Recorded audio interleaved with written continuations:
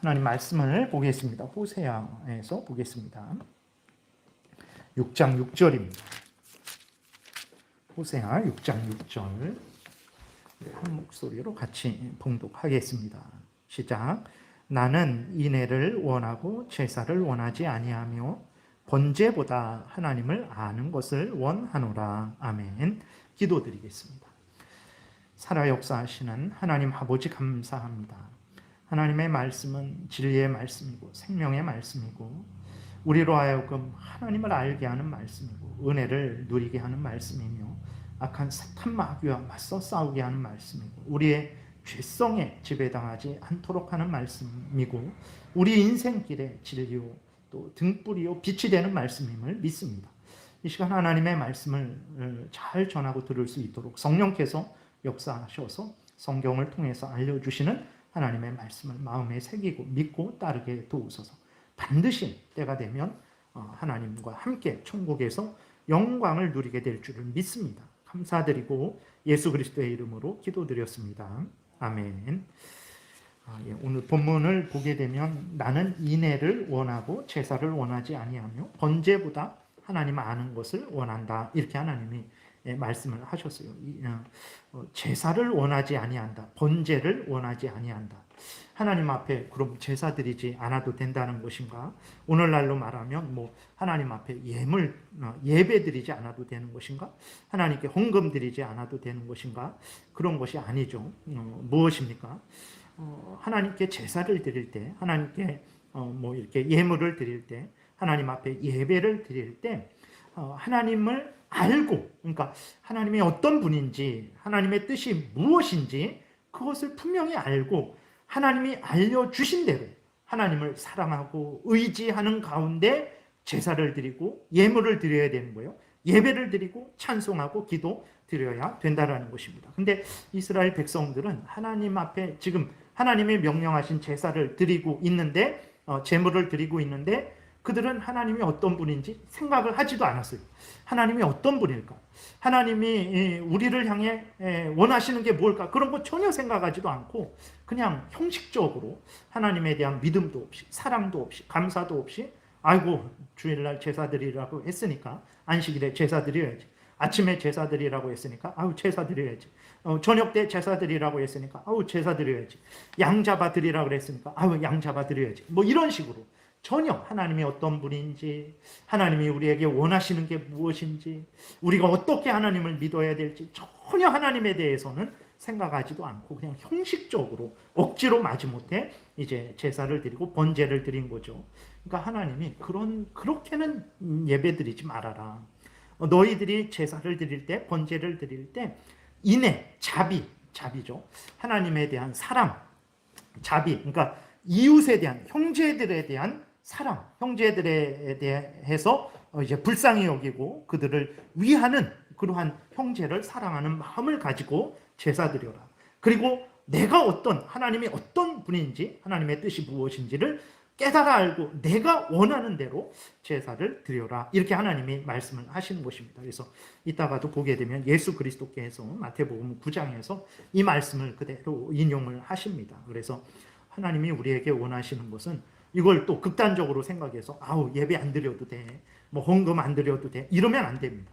당연히 그건 예배 드려야 되고 헌금 드려야 되죠. 근데 마태복음 23장에 있는 것처럼 바리새인들처럼 감사 없이 의와 인과 신이 믿음 없이 그냥 이렇게 형식적으로 드려서는 안 되고 감사함으로 기쁨으로 이제 드려야 되는 것입니다. 그래서 하나님이 정말 우리에게 원하시는 것은 무엇이냐?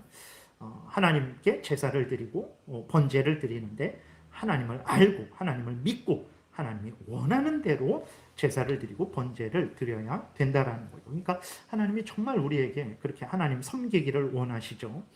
그러기 위해서는 우리가 하나님에 대해서 더 분명히 잘 알아야 되겠습니다.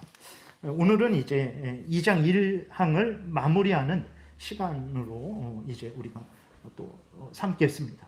다시 한번 2장 1항에서 하나님이 어떤 분인지에 대해서 정리한 것을 또 살펴보고 좀 이제 구체적으로 한번 다시 이렇게 살펴보겠습니다. 우리 함께 같이 읽겠습니다. 오직 한 분이시며 살아있고 참된 하나님이 계신다.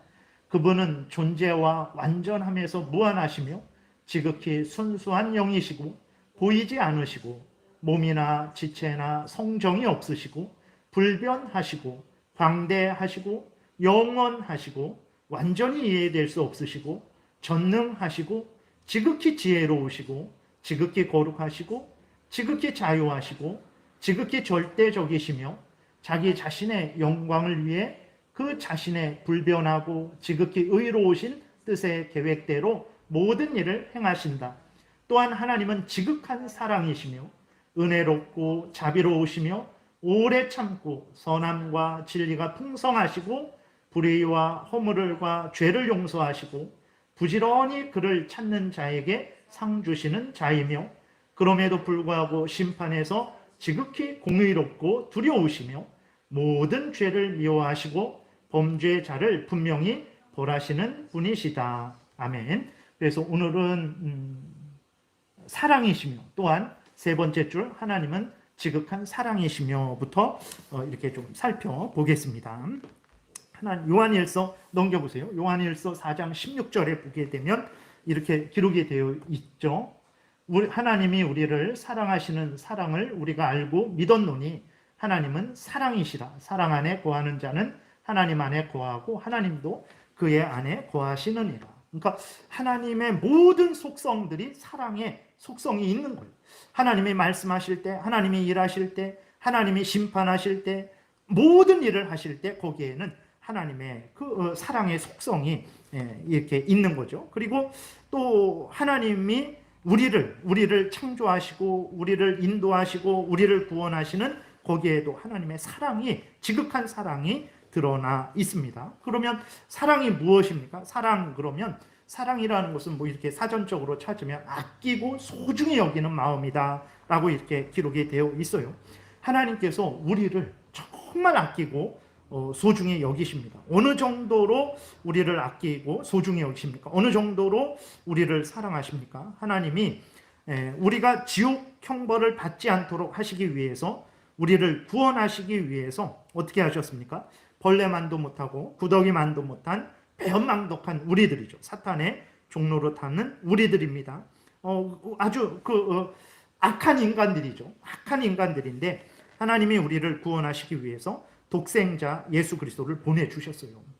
원수를 위해서, 배은망덕한 자를 위해서 여러분 대신 죽을 수 있습니까? 그거는 그럴 수 없죠. 도저히 그럴 수 없습니다. 그러나 하나님께서는 우리를, 그 원수죠. 하나님의 원수인 우리들을 위해서 예수 그리스도를 보내주셔서 대신 죽게 하셨죠.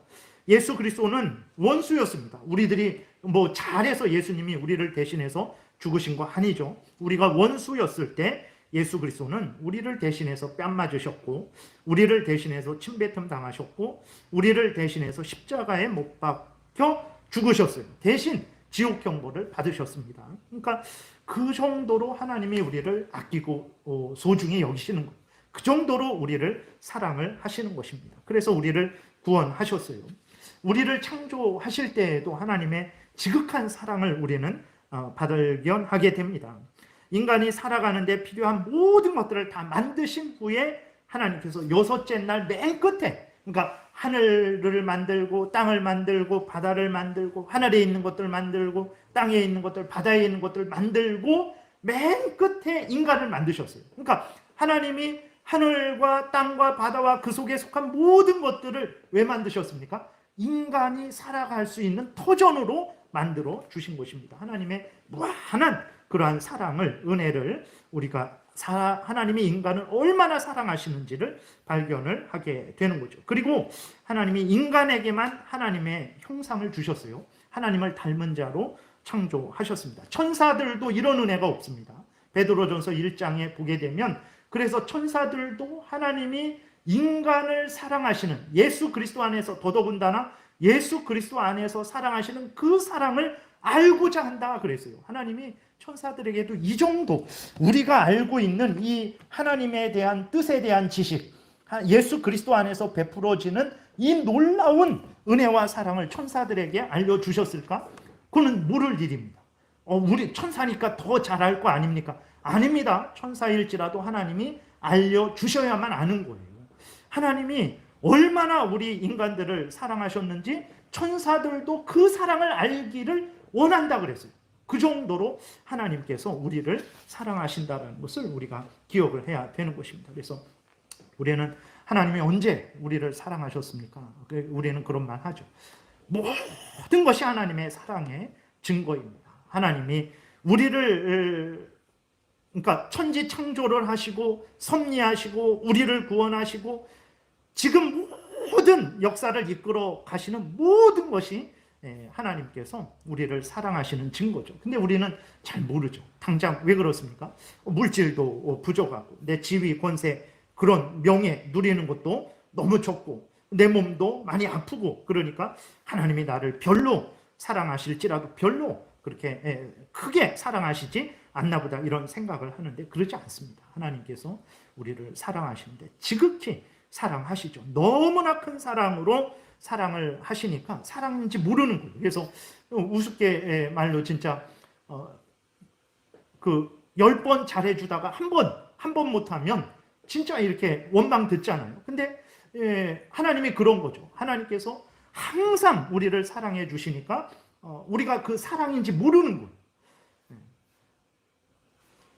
여러분들이 다시 한번 정말 하나님이 사랑이시다 그랬을 때 왜 하나님이 사랑이시다라고 이렇게 말할까? 인간적인, 세상적인, 현실적인, 육신적인 기준을 갖지 마시고 성경의 근거에서 하나님께서 우리에게 베푸신 은혜들, 그러한 사랑의 그러한 일들을 한번 찾아보신다면 정말로 하나님이 우리를 정말로 사랑하신다라는 것을, 하나님은 사랑이시구나 라고 이렇게 고백할 수밖에 없다라는 것을 아마 깨달아 알 것입니다. 그 다음에 하나님은 은혜로 오신 분이다 라고 이렇게 기록이 되어 있습니다. 은혜라는 것은 무엇이냐면 받을 만한 자격이 없는 자가 받는 게 은혜예요. 은혜라는 것을 받을 만한 자격이 없는 자가 받는 게 은혜입니다. 그러면 은혜가 무엇이겠습니까? 모든 것이 은혜예요. 앞에서 말씀드린 대로 창조와 섭리와 구원 사역 모든 것들이 은혜입니다. 여러분, 우리 존재 자체가 은혜입니다. 우리는 하나님이 언제 나를 사랑하셨습니까? 또 하나님이 언제 나에게 은혜 주셨습니까? 이렇게 우리는 늘 불평불만을 하는데 모든 것이 은혜입니다. 그러니까 은혜가 가득 찼으니까 은혜인지 모르는 거예요. 그러니까 항상 은혜를 주시니까 은혜를 항상 누리고 있으니까 그게 너무나 당연하니까 은혜인지 모르는 거예요. 겨우 뭐 기적이 일어나야 그런 은혜를 주셨다 이렇게 생각을 하는 거죠. 아닙니다. 기적도 은혜지만 기적이 안 일어나는 지금 이 모든 것들도 은혜라는 것을 우리가 기억해야 됩니다. 우리 존재 자체가 은혜예요. 받을 만한 자격이 없는 우리들이 하나님에 의해서 이렇게 이 땅에 숨쉬고 이렇게 살아가게 된 거예요. 우리 존재 자체가 은혜입니다. 이렇게 가끔 보게 되면 어린 아이들이 이렇게 이제 없었잖아요. 우리도 마찬가지고. 근데 우리 자신에 대해서는 잘 모르죠. 근데 어떤 갓난아기가 태어났잖아요. 그럼 없었던 애가 이 땅에 태어났단 말이에요. 그러면서 그 애가 점점 이렇게 자라나는 것을 보게 되면 참 놀랍고 신비하죠. 없었던 애인데 이 땅에 태어나서 저렇게 자리를 잡고 이렇게 성장하는 모습을 보게 되면 놀랍죠. 그러니까 우리들은 우리가 이 땅에 이렇게 태어나서 살아가는 게 은혜가 아니다라고 생각을 하지만 은혜입니다. 그 애가 하나님 앞에 먼저 공로를 세워서 이렇게 이 땅에 태어날만 하니까 태어난 겁니까? 아니에요. 하나님의 은혜로 그 애가 이 땅에 태어난 거예요. 잉태돼서 태어난 것입니다. 그러니까 우리 존재 자체가 하나님의 은혜죠. 그리고 여러분, 내가 남보다 조금이라도 더 잘하는 게 있습니까? 잘하는 게 없어도 은혜고, 잘하는 게 있습니까? 그것도 은혜예요. 내가 남보다 어떻게 잘할 수 있게 됐습니까? 하나님이 은혜 주셔서 하나님이 나에게 더 주셨기 때문에 내가 남들보다 더 잘할 수 있는 거예요. 그러니까 남들보다 더 잘하는 사람은요, 더 많은 것을 가진 사람, 조금이라도 그것이 물질이든 지혜든 능력이든 무엇이든 간에 내가 남들보다 낫지. 요리하는 것이든 청소하는 것이든 무엇이든 간에 내가 남들보다 낫지. 이런 생각이 든다면 하나님이 나에게 정말로 더 큰 은혜를 주셨구나 생각하고 교만하고 남을 깔볼 일이 아니라 하나님께 더 감사하고 그 은혜를 주신 뜻을 따라서 더 열심히 남을 위해서 헌신해야 되는 것입니다. 그래서 바울이 고린도전서 15장에서 이렇게 고백하죠. 정말 바울이 누구보다도 뛰어난 사도로서 열심히 일했는데 그것은 은혜였다라고 고백합니다. 고린도전서 15장 10절에 보게 되니까 그러나 내가 나 된 것은 하나님의 은혜로 된 것이니 내게 주신 그의 은혜가 헛되지 아니하여 내가 모든 사도보다 더 많이 수고하였으나 내가 한 것이 아니요 오직 나와 함께 하신 하나님의 은혜로다. 10절에 은혜가 3번이나 나오죠. 하나님께서 내가 나 된 것은 바울 그거 은혜라는 것입니다. 그리고 그 하나님이 주신 은혜가 헛되지 않아서 바울로 하여금 더 열심히 일하게 했다라는 거예요. 하나님이 은혜를 주셔서 그 은혜의 힘이 바울이 다른 사도들보다 더 열심히 일하게 했다라는 거예요. 그래서 바울이 깨달은 거죠. 내가 이렇게 된 거, 내가 다른 사도들보다 더 열심히 일한 거, 그거 내가 한 것이 아니고 하나님의 은혜가 그렇게 나를 하게 한 것이구나 라고 이렇게 고백을 하고 있는 것입니다. 그래서 모든 것이 은혜입니다. 여러분 한번 볼까요? 우리가 은혜 아닌 것 같잖아요. 우리들은 기적이 일어나야 되고 없던 돈이 그냥 뭐 이렇게 수북히 쌓여야 되고 죽을 병에서 지금 당장 일어나야 은혜다 이렇게 생각을 하는데 물론 그것도 은혜죠. 그러나 그런 것이 없어도 우리는 너무나 큰 은혜 가운데 살아가고 있는 거예요. 예를 들어서 하나님이 지금 하늘을 재해 보신다고 생각해 보세요. 지금 우리가 이렇게 있는 데서 하나님이 하늘을 거두어 가신다고 생각해 보세요. 있을 수 없는 일이잖아요. 하나님이 땅을 거두어 가신다고 생각해 보세요. 그거는 정말 어떻게 있을 수가 없잖아요. 우리가 이 존재 자체가 여기 서 있을 수가 없는데 하나님이 물을 제하신다라고 생각해 보세요. 그런 말도 안 되는 거잖아요. 그러니까 지금 우리는 언제 하나님이 나를 사랑하셨습니까? 언제 하나님이 나에게 은혜 주셨습니까? 뭐 주신 게 있습니까? 내 일생 이렇게 힘들고 어렵고 피곤하고 고단하게 살았는데 하나님이 나에게 언제 은혜 주셨습니까? 우리는 그러잖아요. 그러면 한번 이 땅에 있는 나무들을 다 제거해보고 물을 제거해보고 땅을 제거해보고 공기를 제거해보고 그럼 우리가 어떻게 살 수 있겠습니까? 그때서야 그것들이 은혜였구나. 자연이 있는 거 아닙니다. 자연이라는 말이 참 이상한 말인데 자연이 있는 게 아니에요. 하나님의 은혜로 있는 것입니다. 모든 것이 은혜. 하나님이 내 심장이 뛰지 않게 내 심장을 제거해 간다고 생각해 보세요. 그럼 있을 수도 없잖아요. 내 피를 하나님께서 거두어 가신다라고 생각해 보세요. 내가 만든 것도 아니잖아요. 하나님이 주신 것들인데 그랬을 때 우리는 그때서야 이제 모든 것이 은혜라는 것을 깨달아 알게 되는 거죠. 그런데도 우리는 이제 늘 하나님이 언제 나를 사랑하셨습니까? 언제 나에게 은혜 주셨습니까? 이런 말이 그냥 우리 입에 늘 붙어 있죠. 그만큼 우리가 참으로 패역한 존재입니다. 수십 년 신앙생활을 했음에도 불구하고 은혜가 뭔지 모르는 거예요. 하나님이 얼마나 우리를 사랑하신지를 모르는 거예요. 참 우리가 이렇게 근데 이러한 존재가 스스로 구원을 얻을 수 있다. 아니면 하나님과 협력해서 구원을 얻을 수 있다. 그건 정말로 악한 거짓말입니다. 그럴 수가 없어요.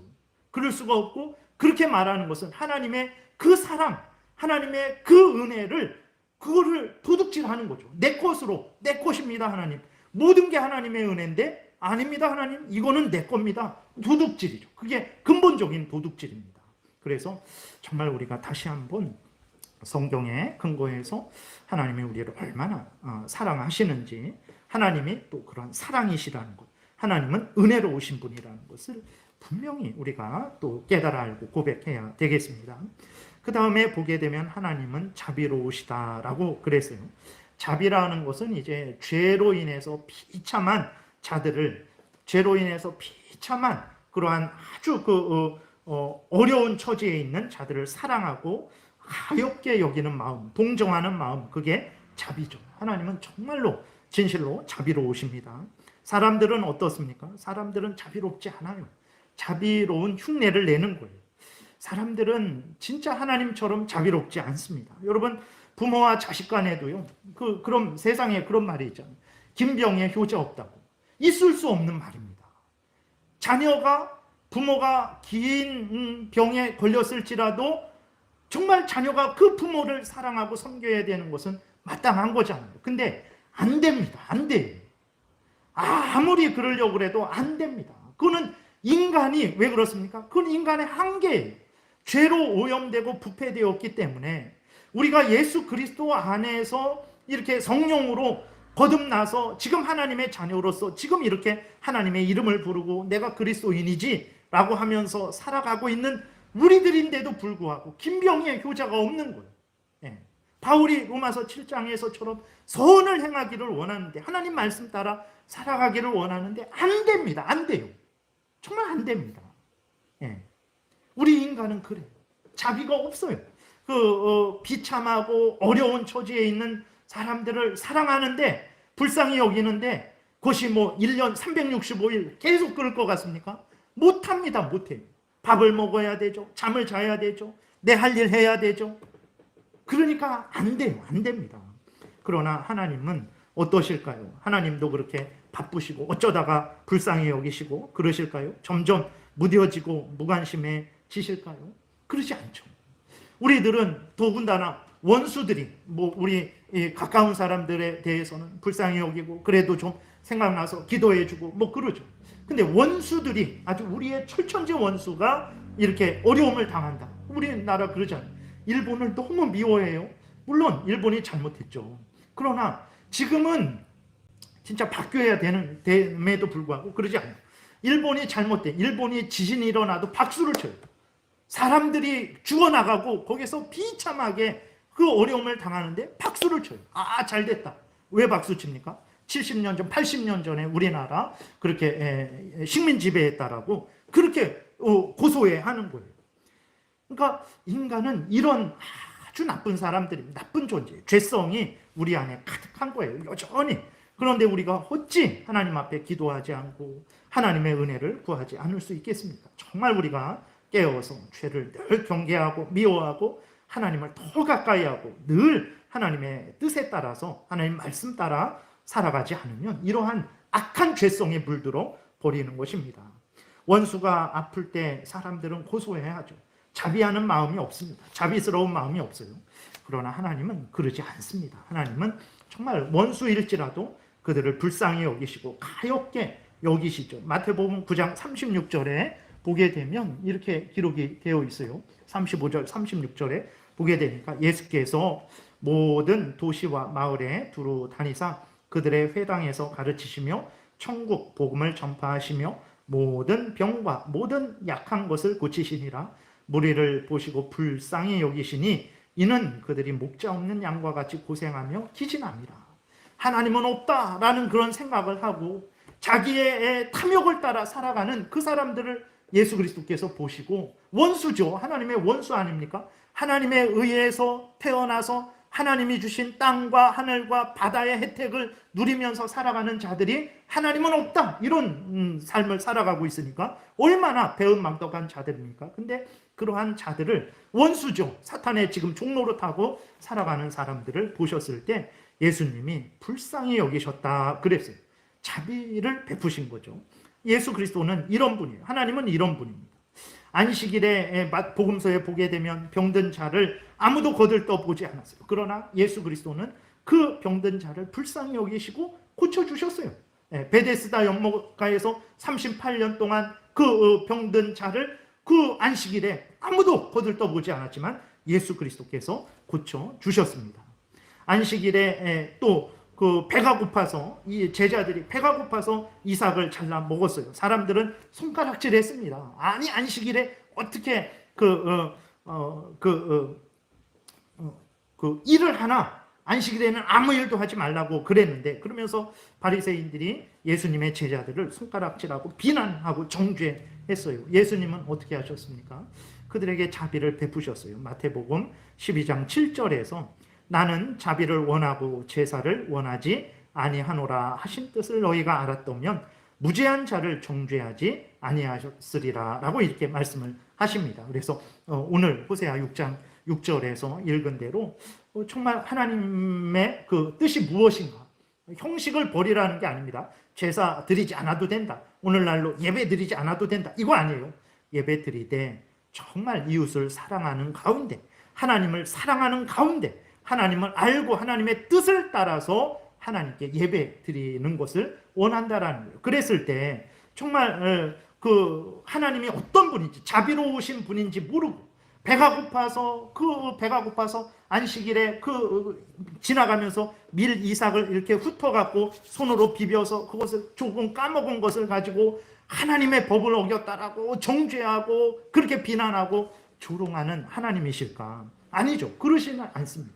배가 고파서 안식일에 이렇게 밀을 훑어서 이렇게 그 껍질을 벗겨서 먹은 그 제자들을 불쌍히 여기시지 않으시겠습니까? 하나님은 그런 분이에요. 근데 그런 하나님임을 믿고 그런 하나님 앞에 예배드리고 그런 하나님 앞에서 서로를 대해야 되는데, 하나님은 어떤 분인지 상관도 없고 자기들이 정한 기준을 가지고 정죄하고 심판하고 조롱하고 멸시하는 그런 일을 하지 말라라 라고, 하나님은 자비로우신 분으로서 너희들도 자비롭기를 원한다. 그러니 너희들 하나님이 어떤 분인지를 알고 하나님의 뜻을 따라서 행해야 된다. 이렇게 말씀을 하시는 거죠.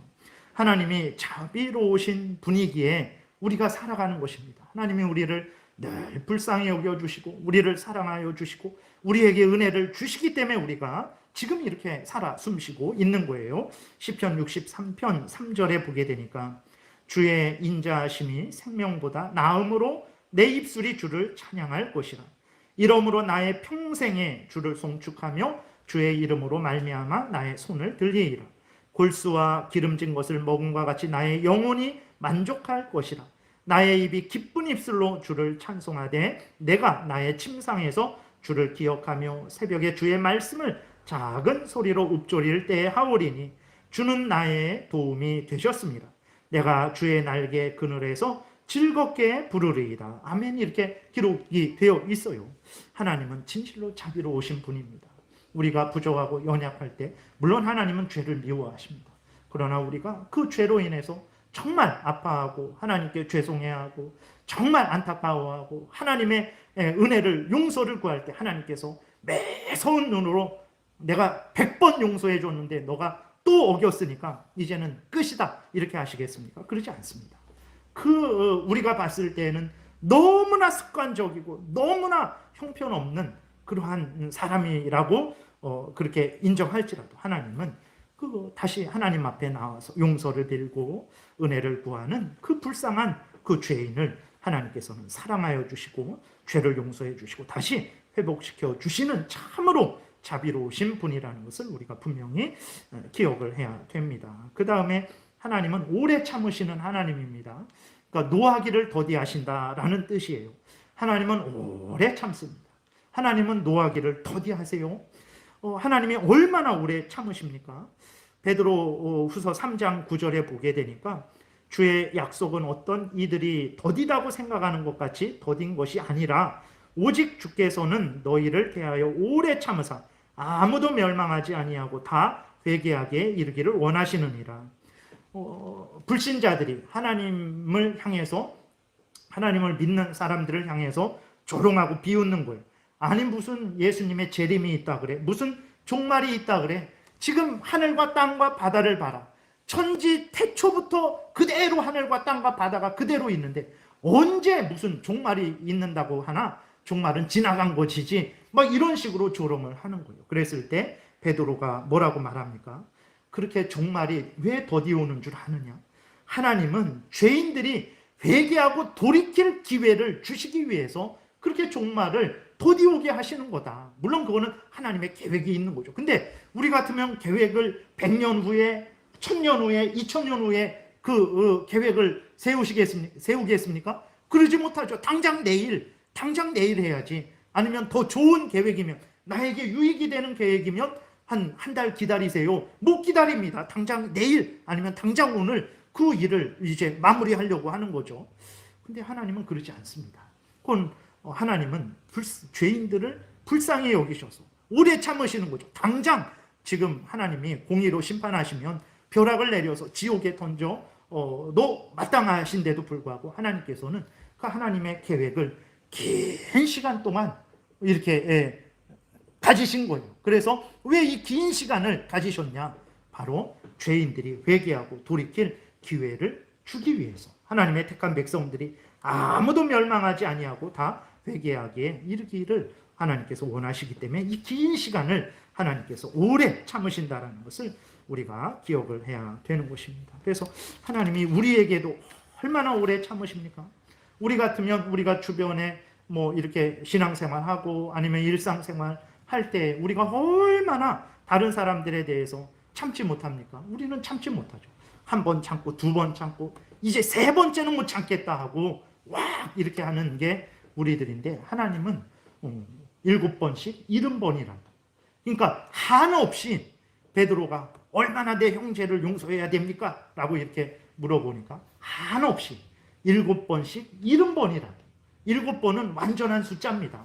그리고 70번도 완전한 숫자예요. 그러니까 한없이 참으라 이렇게 말씀을 하시는 거예요. 하나님이 우리에게 한없이 참아주시기 때문에 그래요.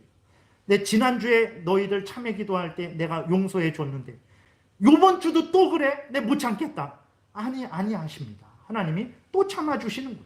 우리가 예배 드릴 때마다 참아주시는 거예요. 그래서 우리가 이렇게 살아가는 거예요. 하나님은 진실로 오래 참으시는 분, 노하기를 더디하시는 분이라는 것이 정말 성경에서 얼마나 그렇게 분명하게 말씀하고 있습니까? 그래서 하나님을 알 때 하나님은 진실로 은혜롭고 사랑이시고 자비하시고 노하기를 더디하시는 분이시라는 것을 여러분들이 분명히 믿으시기 바랍니다.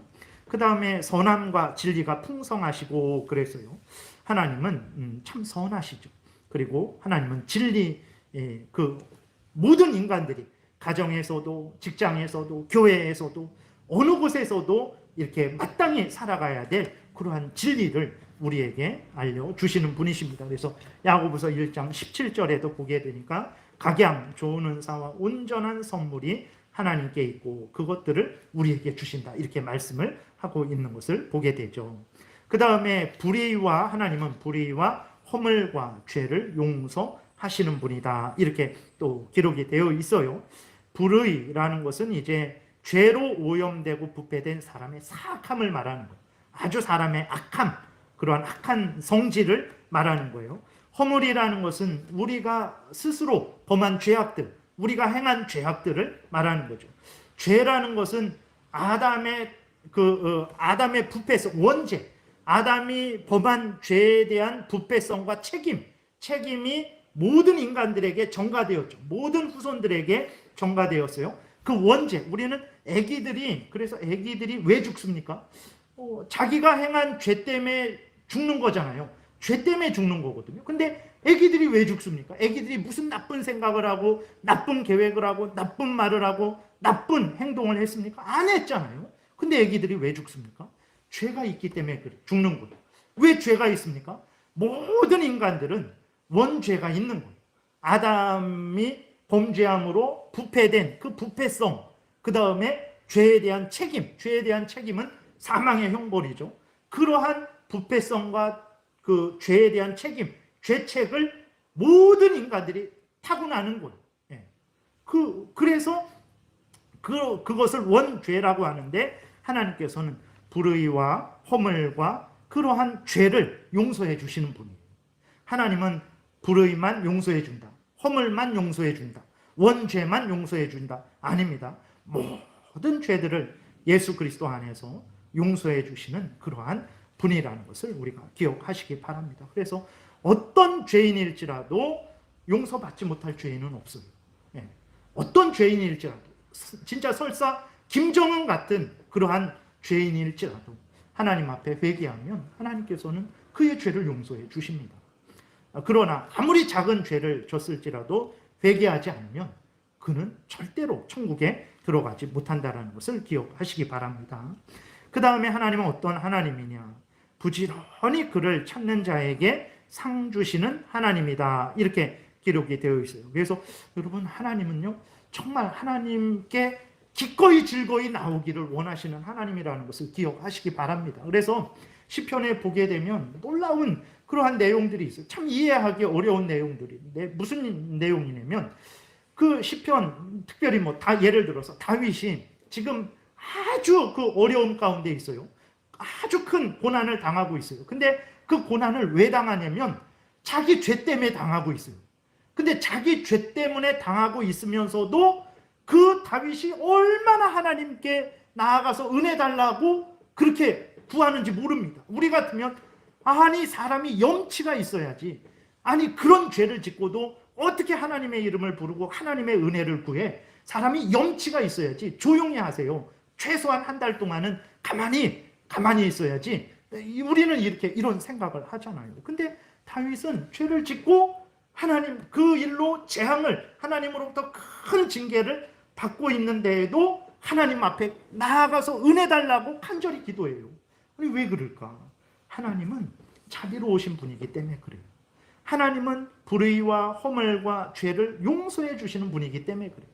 하나님은 선함과 진리가 풍성하신 분이기 때문에 그래요. 하나님은 사랑이시기 때문에 그래요. 하나님은 은혜로우신 분이기 때문에 그런 거예요. 그리고 하나님은 자기를 찾는 자에게 상 주시는 분이시기 때문에, 응답해 주시는 분이기 때문에, 용서해 주시고 회복시켜 주시는 분이기 때문에 다윗이 그 재앙으로 고난을 당하면서도 하나님에 의해서만 자기가 회복될 수 있으니까, 그리고 죄를 져서 고난을 당할지라도 죄를 회개하고 하나님을 믿고 은혜를 구하면 하나님 기뻐하세요. 놀라운 거죠. 우리들은 누가 우리에게 죄를 져놓고 우리에게 다시 찾아오면 꼴도 보기 싫습니다, 저리 가세요, 이런 게 인간이란 말이에요. 근데 하나님은 그러지 않아요. 자기가 죄를 졌을지라도, 그렇다고 죄를 막 지면 안 되죠.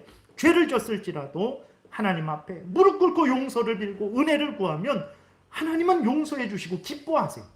차라리 내가 죄를 져갖고 내 염치 없다, 내 이번 주는 교회 나가지 말아야지, 다음 주도 교회 나가야지 말아야지, 하나님이 그런 사람을 보고 참 너 염치가 있구나, 너 겸손하구나, 너 양심이 있구나, 이렇게 하실 것 같아요.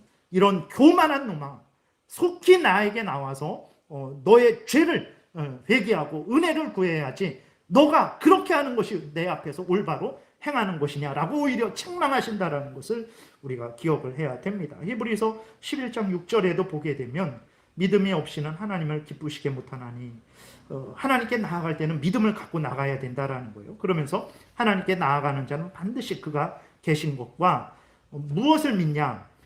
하나님이 계신 것을 믿어라. 그리고 또한 그가 자기를 찾는 자들에게 상 주시는 이심을 믿어라.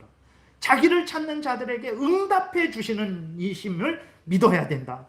하나님이 우리에게 믿음을 요구하시죠. 어떤 믿음입니까? 하나님이 계시다, 하나님이 살아계시다, 그리고 하나님은 하나님을 찾는 자들에게 응답해 주시는 하나님이다라는 믿음을 가지고 생활하라는 것입니다. 그래서 놀랍죠. 우리들은 너 염치 좀 있어라, 한 달 동안만 내 앞에 보이지 말아라.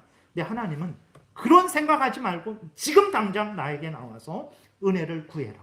그러면 내가 너의 죄를 용서하고 너에게 이전보다 더 큰 은혜를 주시겠다라고 하시는 하나님이라는 것을 기억해야 됩니다. 그러니까 하나님이 어떤 분인지를 아는 것이 얼마나 우리의 실생활에 직접 연관이 되는 것입니까? 하나님은 우리에게 염치를 갖기를 원하신다, 이거는 성경에 없어요. 오히려 하나님은 죄를 자백하고 하나님의 은혜를 구하는 것을 기뻐하신다, 자기를 찾기를 기뻐하신다 라는 것을 깨달아 알 때 전혀 이 사람의 신앙생활과 저 사람의 신앙생활이 천지 차이가 되는 거예요. 하나님을 바로 아는 게 올바른 신앙생활을 하는 유일한 길입니다. 마태복음 11장 12절에 천국은 침노를 당하나니 침노하는 자는 빼앗느니라. 침노라는 게 사실 약탈하고 강탈하는 건데 나쁜 의미가 아니라 하나님께 나아가서 은혜를 구하는 자는 은혜를 받는다라는 거예요. 염치 차리고 체면 차리고 양심이 있어야지, 나는 뒤로 물러나야지, 하나님 기뻐하시지 않습니다.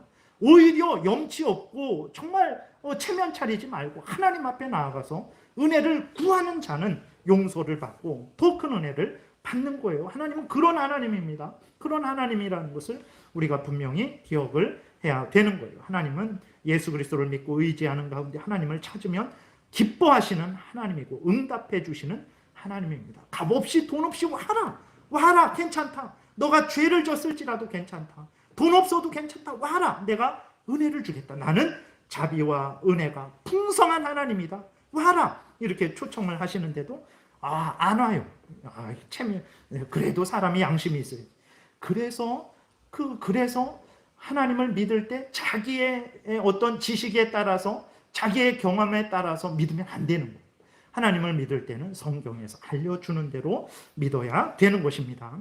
그 다음에 하나님은 이제 그럼에도 불구하고 심판에서 지극히 공의롭고 두려우신 분이다, 이렇게 기록이 되어 있습니다. 하나님은 심판을 하시는 분이고 심판하실 때 지극히 공의롭게 심판하시는 분이라는 것을 우리가 늘 기억을 해야 됩니다. 느헤미야 9장 33절에 보게 되면 그러나 우리가 당한 모든 일에 주는 공의로우시니 우리는 악을 행하여 싸우나 주께서는 진실하게 행하셨음이니이다. 무슨 얘기냐면 이제 이스라엘 백성들이 이제 하나님에 의해서 재앙을 당했죠. 바벨론에 의해서 세 차례 침공을 당하고 바벨론의 포로로 끌려갔어요. 그래서 70년 동안 포로 생활을 했습니다. 근데 그 바벨론에 의해서 침공을 당할 때 얼마나 무서운 그러한 재앙을 당했는지 모릅니다. 그래서 예레미야 애가에 보게 되면 정말 3분의 1은 칼에 죽고 3분의 1은 기근에 죽고 3분의 1은 전염병에 죽는 거의 전멸하는 그러한 소수만 포로로 끌려가는, 그리고 남아있는 사람도 거의 소수인 그러한 무서운 재앙을 당했어요. 그래서 그 전쟁 상황이 얼마나 비참했는지 시체들이 그냥 온 길거리에 아버지건 아들이건 남편이건 아내건 어린 애까지도 그냥 이렇게 매어침을 당하는 그러한 아주 무서운 재앙을 당했고, 먹을 것이 없어서 보게 되면 엄마들이 아기를 잡아먹는 그런 시체를 먹는 사내기도 먹는 그러한 아주 무서운 재앙을 당했죠. 그랬을 때 느헤미야가 그것에 대해서 고백을 하는 거예요. 하나님이 그런 무서운 심판을 내리셨어요.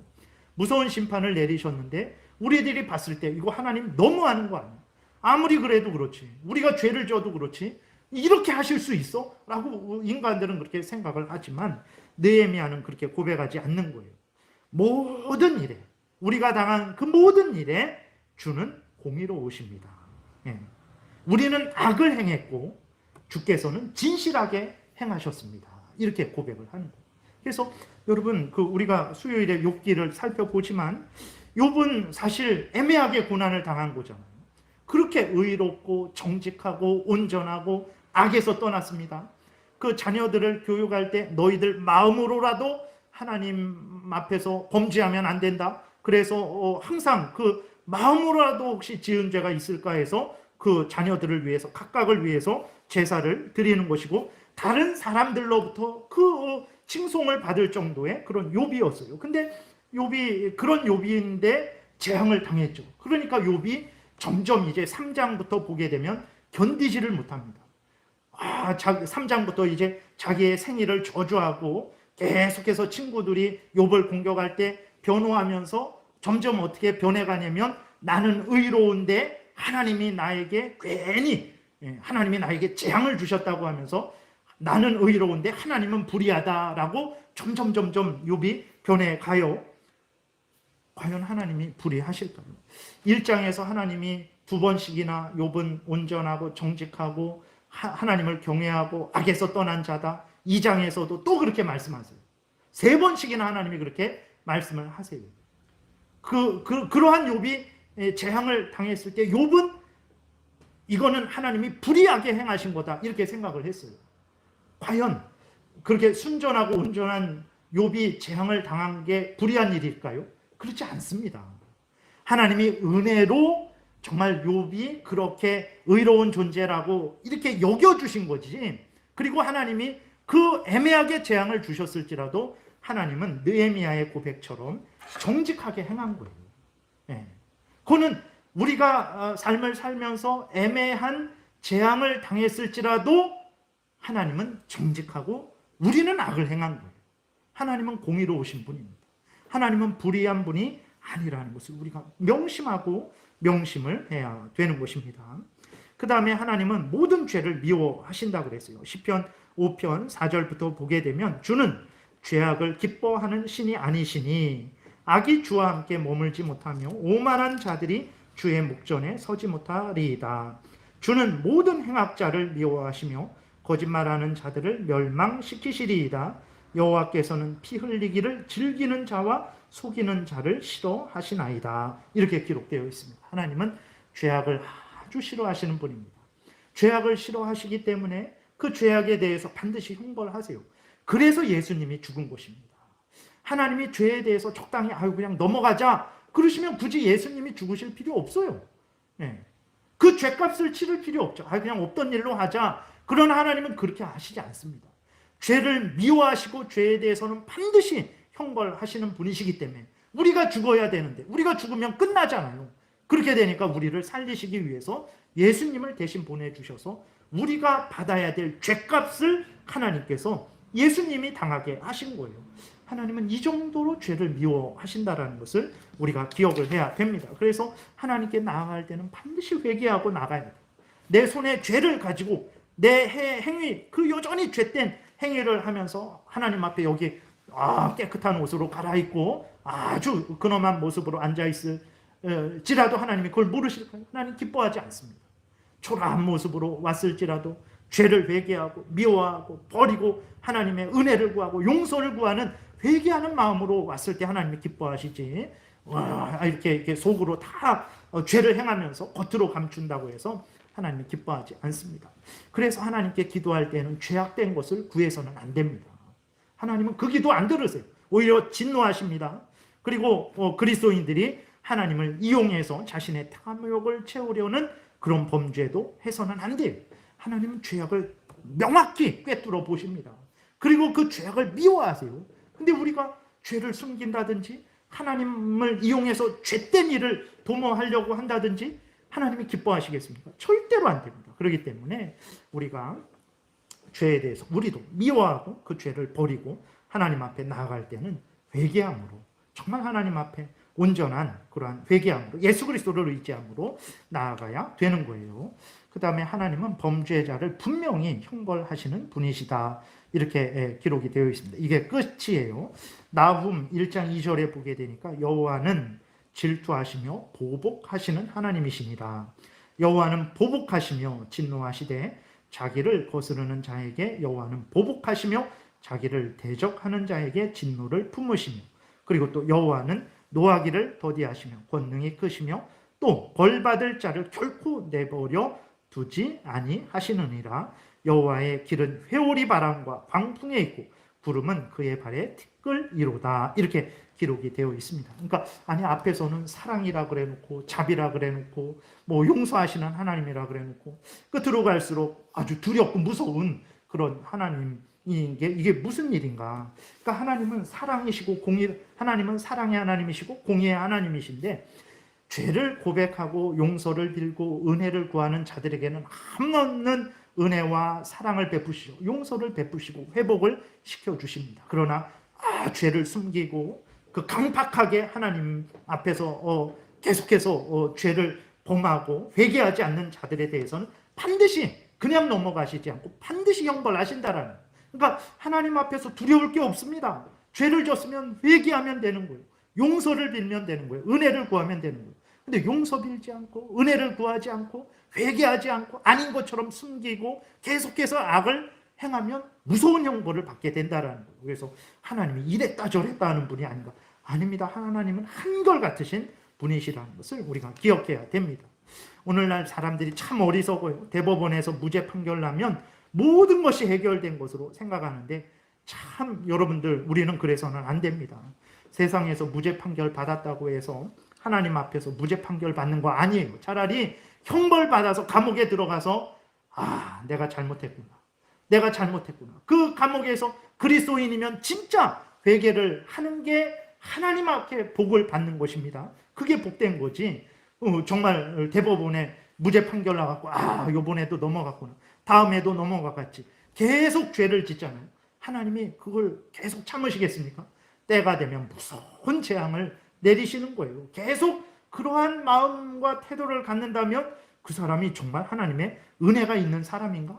또 그것도 점검해 봐야 되는 거죠. 그래서 하나님은 회개하는 자는 용서하십니다. 그러나 회개하지 않는 자에 대해서는 반드시 그 범죄자에 대해서는 분명히 형벌하시는 분이라는 것을 우리가 기억해야 됩니다. 그러니까 하나님이 이런 분이다라는 것을 알고 신앙생활하는 것과 하나님에 대해서 모르고 그저 그냥 주여 주여, 그것도 좋은 거예요. 열심히 기도하는 것도 좋은 건데 하나님이 어떤 분인지를 알고, 원하는 것이 무엇인지, 좋아하는 것이 무엇인지를 알고, 싫어하는 것이 무엇인지를 알고, 그렇게 하나님의 뜻을 따라 열심히 기도하면 얼마나 좋겠습니까? 얼마나 더 복되겠습니까? 근데 그런 거 전혀 하나님에 대해서 생각 안 하고 그저 내 생각만 하고 내 기분 따라서, 내 경험 따라서, 내 지식 따라서 그렇게 하나님을 믿고 섬기면 그건 하나님을 온전히 섬길 수가 없게 되는 것이고, 신앙생활하는 그 사람도 참으로 그 신앙생활이 복되지 않게 됩니다. 그래서 여러분들, 믿음이라는 것은 하나님을 믿는 거잖아요. 하나님이 어떤 분이신지, 하나님의 뜻이 무엇인지를 알고 믿는 게 믿음입니다. 그래서 믿음 생활을 할 때 우리가 성경에서 알려주는 대로 믿음 생활을 해야 되겠습니다. 기도드리겠습니다.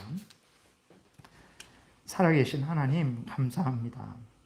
우리가 무엇이 간데 다른 사람들도 자기를 우리에게 잘 드러내지 않고 숨기고 좋은 것은 알려주지 않는데, 살아계신 하나님, 전지전능하신 창조주 하나님께서 정말 피조물인 우리들, 참으로 별 볼 일 없는 우리들, 하나님한테 아무런 도움 안 되는 우리들에게 하나님이 어떤 분인지를 자세히 알려주시고, 나쁜 것만 알려주시는 것이 아니라 가장 좋은 것들, 가장 복된 것들을 하나님이 어떤 분인지 알려주셔서 우리로 하여금 가장 복되게 신앙생활 할 수 있게 하시니 감사를 드립니다. 하나님이 성경을 통해서 알려주는 것 경히 듣지 말게 도우소서. 소중히 듣고 마음에 간직하고 알려주는 대로 믿고 따르게 도우소서. 예수님 이름으로 기도드렸습니다. 아멘.